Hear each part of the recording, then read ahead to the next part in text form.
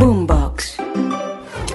Hola, ¿qué tal? Soy Valentina Herrera y estos son los temas más importantes de hoy lunes 19 de septiembre. El ministro de Hacienda, José Antonio Ocampo, confirmó que el precio de la gasolina subirá 200 pesos para el próximo mes. Esto quiere decir que el valor aumentará 200 pesos en octubre, 200 pesos en noviembre y 200 pesos en diciembre. Sin embargo, aún no está firmada la resolución que aumenta oficialmente los precios, por lo cual no es claro desde qué día en octubre va a regir este cambio.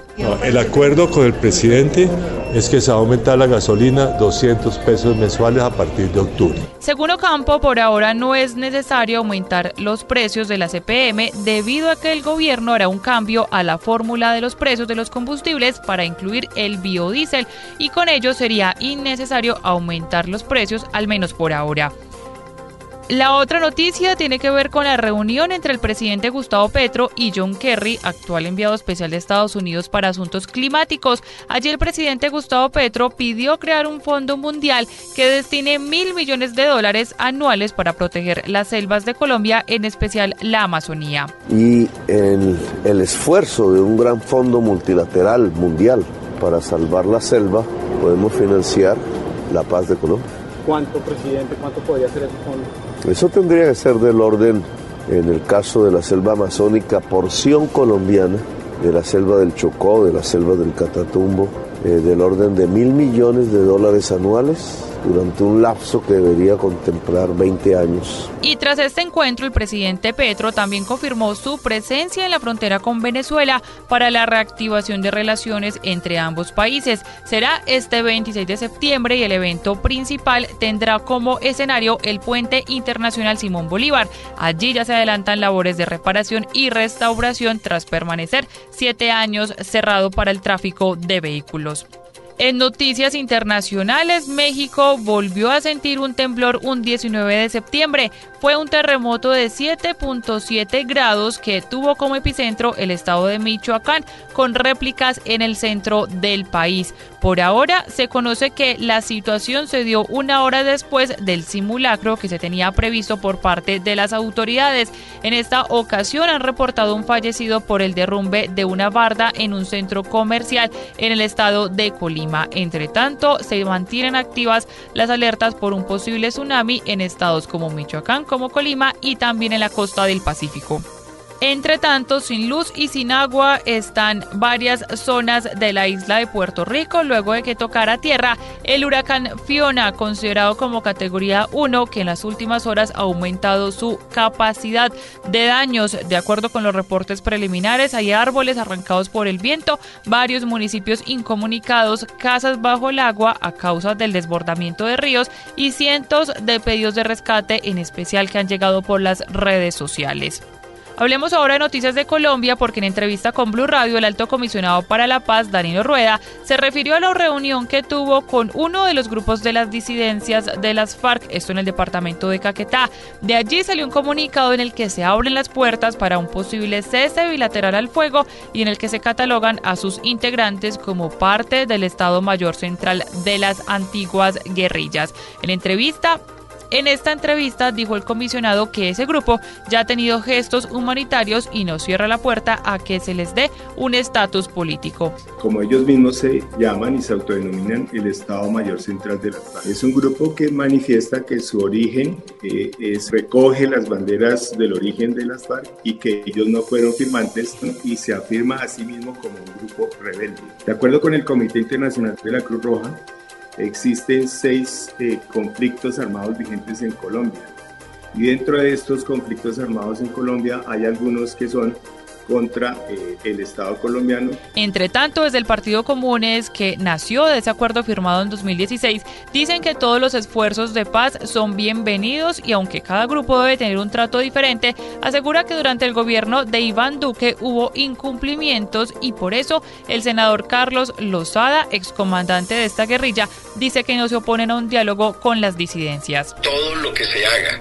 en función de que haya paz total en este país es bienvenido. unido. Esa es la posición del partido. Nosotros somos un partido que surgió de un acuerdo de paz. Buscamos esa solución política por muchísimos años, de manera que saludamos todos los esfuerzos que se hagan en ese sentido. Y desde Human Rights Watch se refirieron también a la reunión en el Caquetá entre el gobierno y las disidencias. En este caso habló uno de sus investigadores para la división en las Américas, Juan Paper, que explica que esa guerrilla no existe más en Colombia y que no se pueden olvidar que lo que quedan son disidentes y criminales. Es muy preocupante que el comunicado parece sugerir que se buscará un proceso de negociación política con esta guerrilla, incluyendo inicialmente un cese al fuego bilateral. Cuando se negoció el acuerdo de paz, las reglas eran claras. Aquellos que no cumplían o que no se acogían iban a enfrentar todo el peso de la ley. Y la otra noticia que tiene que ver con el gobierno nacional es el diálogo social, que sigue siendo la alternativa del gobierno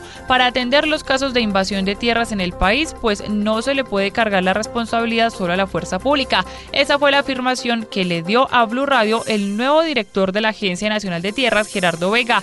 Para ellos, la invasión de tierras se ha convertido en una creciente preocupación en varias regiones del país. Entre tanto, analizan varias alternativas. Y no puede ser que le carguemos a la fuerza pública y al ejército una responsabilidad que es de jueces, que es de funcionarios públicos, de la agencia, de las CAR, de la gobernación, de las alcaldías, o sea, de civiles y autoridades civiles que tienen que resolver un tema social. Por otra parte, se conoció que Rodrigo Negret, nuevo director de la Agencia Nacional de Licencias Ambientales, tiene varias demandas contra esa entidad en la que se posesionó hoy lunes. En medio de su trabajo con comunidades, el abogado tiene varias demandas vigentes contra el ministerio y contra la autoridad, y una de ellas tiene que ver con la acción de nulidad contra las resoluciones de la ANLA que otorgaron la licencia ambiental al proyecto de perforación exploratoria El Nogal. También tiene una demanda vigente junto a la hoy senadora Isabel Zuleta contra Hidroituango. Por otra parte, el Ministerio de Salud designó como nuevo director del INVIMA al médico Francisco Ross, quien se venía desempeñando, entre otras labores, como asesor en temas de medicamentos en ese ministerio. Entre tanto, Blue Radio conoció la circular con la que el gobierno de Gustavo Petro busca evitar la declaratoria de emergencia económica, y es que desde el Palacio están explorando los caminos para no tener que llegar a tomar esa medida ante la inminente crisis por la ola invernal. En ese sentido, la oficina jurídica le dio 3 órdenes a ministros y directivos. Primero, identificar qué medidas ordinarias se están adoptando actualmente para prevenir o superar los efectos de la temporada de lluvias, incluyendo ya los recursos disponibles para esta misma situación. Otra tarea es identificar otras medidas ordinarias, las nuevas, eso sí, con las normas vigentes, que requieran tramitar para prevenir los efectos de la temporada de lluvias. Y por último, y tal vez el más llamativo, es evaluar qué normas expedidas en el marco de otras emergencias decretadas por el invierno están vigentes y puedan ser usadas por la actual administración nacional. El ministro del Interior, Alfonso Prada, se reunió con el defensor del pueblo, Carlos Camargo, para evaluar las problemáticas sociales y de seguridad en diferentes regiones del país en temas como protección de líderes sociales, conflictos regionales y las problemáticas por las invasiones de predios en todo Colombia. Sobre esto último, advirtió Alfonso Prada, hay una caracterización de unos casos que se deben a conflictos sociales y otros donde sí hay manos criminales. Identificamos, como lo ha dicho el señor defensor, una caracterización diferente y una manera de responder en forma diferenciada a cuando hay un conflicto social o cuando hay una actitud delincuencial de clanes criminales que pretenden adueñarse de la propiedad de terceros. En temas judiciales, un juez de Sucre ordenó que el coronel Benjamín Núñez, implicado en la muerte de 3 jóvenes en Chochó, en Sucre, debe enfrentar el proceso en su contra en la cárcel La Picota y no en una instalación especial, como lo había pedido su defensa. Por otra parte, la Procuraduría profirió pliego de cargos contra el capitán de la policía Jorge Isaac Aguilar por posiblemente llevar a un teniente a que hiciera una revisión superficial para poder pasar el cargamento de 446 paquetes de cocaína y dinero en efectivo, esto en el aeropuerto del Embrujo en la isla de Providencia. Y cerramos con temas internacionales porque con la presencia de más de 500 jefes de estados y dignatarios de todo el mundo, el Reino Unido dio su último adiós a la reina Isabel II, quien fue su monarca por más de 70 años. Desde Londres, la enviada especial Andreina Solórzano. El Reino Unido y el mundo despidió hoy a la reina Isabel II, quien murió el pasado 8 de septiembre, y tras 11 días de liturgias, ceremonias, desfiles y ritos sentimientos que datan de siglos, hoy finalmente fue enterrada en el castillo de Windsor junto a sus seres queridos. El funeral real de Estado comenzó a las 11 de la mañana aquí en la abadía de Westminster y terminó esta noche en una ceremonia privada en la capilla de San Jorge en Windsor. Es uno de los funerales más grandes de la historia y que a más líderes políticos atrajo, además de todas las orillas y de todos los espectros políticos.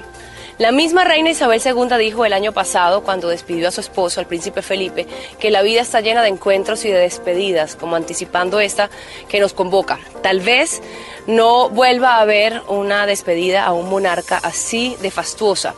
Con Carlos III comienza una nueva etapa en la que muchos británicos esperan mayor austeridad por parte de la monarquía.